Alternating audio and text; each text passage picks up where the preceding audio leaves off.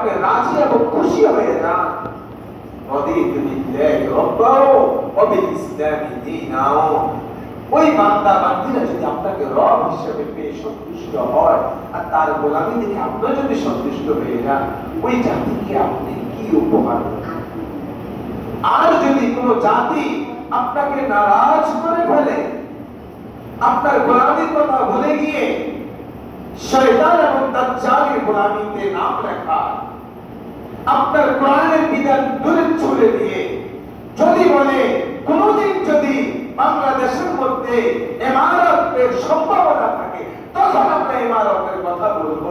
এখন তার সম্ভাবনা নাই, এখন আমরা গণতন্ত্রের কথাই বলবো। বাংলাদেশ যেহেতু আফগানিস্তান না, এই জন্য এখন আমি আমার নেতার কথা বলবো।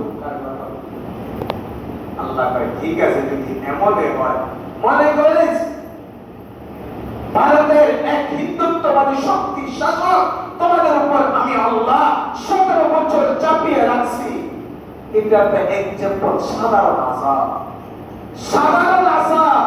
কারণ এটাও আমার আল্লাহর কোরআনে সুস্পষ্ট আছে, আমার নবীর হাদিসে সুস্পষ্ট আছে। এই কথাগুলো অস্পষ্ট নয়, লুকোচুরির মতো নয়, এটাও আছে।